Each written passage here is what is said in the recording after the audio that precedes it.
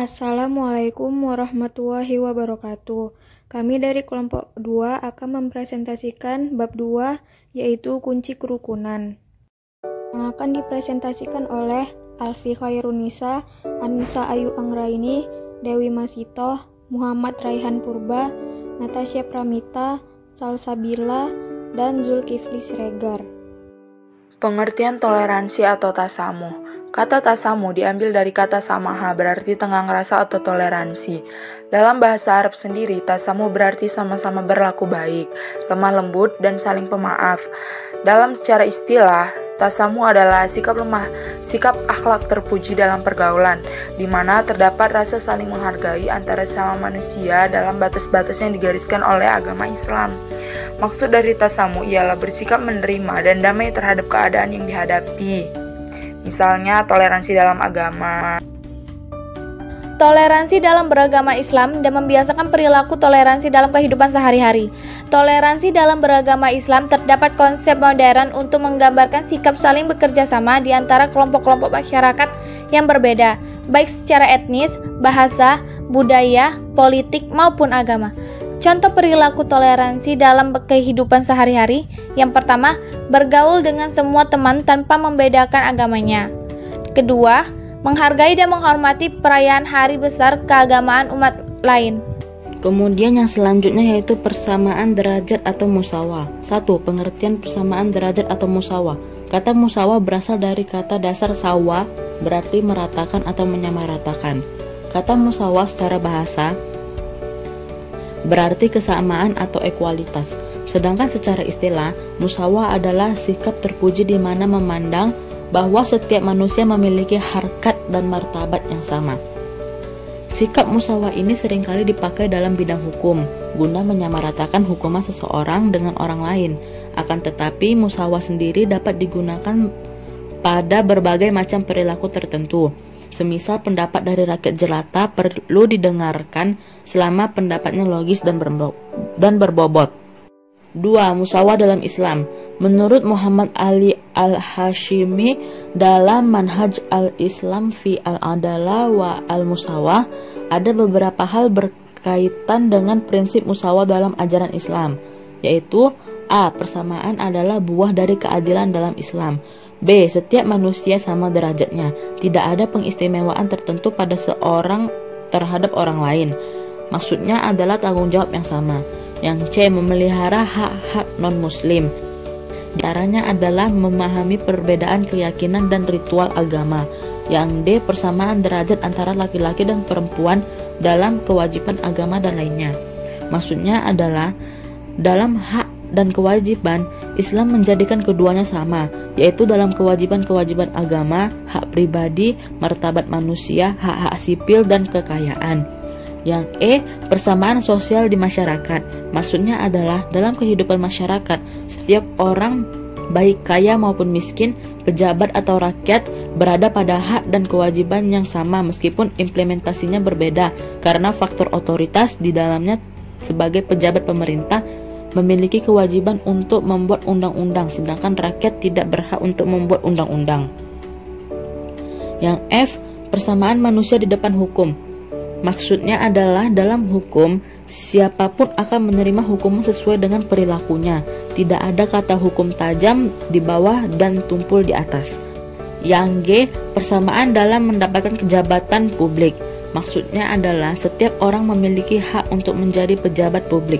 Contohnya, ketika Rasulullah memberikan jabatan panglima, gubernur, dan jabatan-jabatan strategis lainnya pada banyak budak yang telah dimerdekakan seperti Zaid, Usamah bin Zaid, dan lainnya.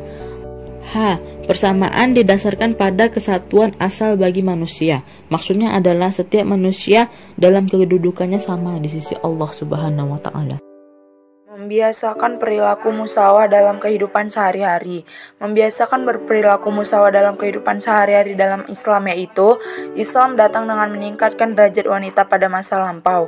Wanita dianggap sebagai harta yang dapat diperjualbelikan. Setelah datangnya Islam, wanita dikembalikan pada fitrahnya. 2. Ketika seorang Yahudi menagih hutang yang belum jatuh tempo pada Rasulullah dan ia menagihnya dengan kasar, ia berkata, "Sungguh kalian adalah orang-orang yang menunda-nunda hutang wahai Bani Abdul Muthalib.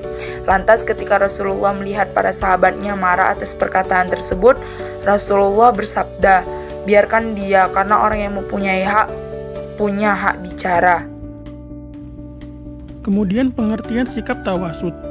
Kata tawasud berasal dari kata wasato, berarti tengah atau pertengahan. Tawasud secara bahasa berarti moderat. Secara istilah, tawasud ialah sikap terpuji, di mana menghindarkan perilaku atau pengungkapan yang ekstrim, dan memilih sikap dengan berkecenderungan ke arah jalan tengah. Maksud dari sikap tengah ini, di antara dua sikap, yaitu tidak terlalu keras atau fundamentalis, dan terlalu bebas atau liberalisme. Sikap tasawuf juga merupakan sikap yang paling esensial, karena sikap ini tegak lurus, tidak condong ke kanan atau ke kiri. Hal itu membentuk sikap bijaksana dalam mengambil suatu keputusan. Tawasud dalam Islam dan membiasakan tawasud dalam kehidupan sehari-hari. Salah satu karakter beragama Ahlus Sunnah wal Jamaah yang paling menonjol adalah tawasud.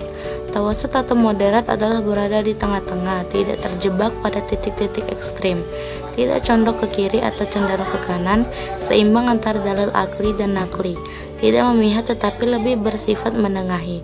Dalam kehidupan sehari-hari, tawasud terekspresikan pada sikap yang seimbang antara pikiran dan tindakan, tidak gegabah dalam mengambil keputusan apalagi menghakimi.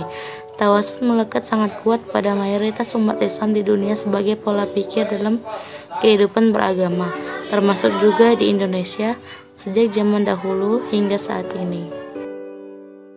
Pengertian ukhuwah dan ukhuwah dalam Islam. Kata ukhuwah berasal dari kata akhun berarti saudara. Kata ukhuwah secara bahasa berarti persaudaraan. Secara istilah, ukhuwah adalah sikap terpuji di mana menumbuhkan perasaan kasih sayang, persaudaraan, kemuliaan, dan rasa saling percaya terhadap orang lain. Ukhuwah dalam Al-Quran diperkenalkan beberapa macam, yaitu persaudaraan senasab, persaudaraan sekeluarga, persaudaraan sebangsa walau tidak seagama, persaudaraan semasyarakat walaupun saling berselisih paham, persaudaraan seagama, persaudaraan sekemanusiaan, dan yang terakhir, persaudaraan semakhluk dan sehamba kepada Allah Subhanahu wa Ta'ala. Selanjutnya, ukhuwah dalam Islam. Secara ringkas, persaudaraan menurut Quraisy Shihab terdapat 4 macam. Yang pertama, ukhuwah fi al-ubudiyah, yaitu persaudaraan kemakhlukan dan ketundukan kepada Allah Subhanahu wa Ta'ala. Yang kedua, ukhuwah fi al-insaniyah atau basyariyah, yaitu persaudaraan dari seluruh manusia karena berasal dari satu ayah dan ibu, yaitu Adam dan Hawa. Yang ketiga, ukhuwah fi an-nasab wa al-wataniyah, yaitu persaudaraan yang dijalin karena kesamaan dan dalam keturunan dan kebangsaan. Dan yang terakhir, ukhuwah fi ad-din al-islamiyah, yaitu persaudaraan yang dijalin karena persamaan agama Islam. Ukhuwah ini harus diorientasikan pada 8 prinsip pokok, yaitu akidah yang disimpulkan dalam kalimat syahadat, toleransi dalam perbedaan, saling tolong-menolong antar sesama, sikap seimbang antara semua bidang, bersikap sederhana dan tidak memihak, integritas dan konsolidasi di semua bidang, memandang Islam sebagai rahmat seluruh alam, dan yang terakhir membentuk masyarakat yang madani. Membiasakan berperilaku ukhuwah dalam kehidupan sehari-hari. Yang pertama yaitu membantu orang lain yang sedang kesusahan. Yang kedua, membantu orang yang sedang sakit dan menyenangkan hatinya. Yang ketiga, ikut dalam mengurus jenazah yang ada di sekitar lingkungan kita dan menghadiri dengan maksud menyenangkan hati yang sedang diberikan musibah. Yang keempat, memberikan salam kepada sesama muslim dan menjaga kerukunan serta bersikap baik. Dan yang kelima, datang ke rumah saudara selagi masih hidup dengan tujuan untuk bersilaturahmi dan menjaga tali persaudaraan. Yang keenam, ikut ambil bagian dalam pembangunan masjid serta rumah tahfiz dan yang lainnya. Sekian presentasi dari kelompok kami tentang kunci kerukunan.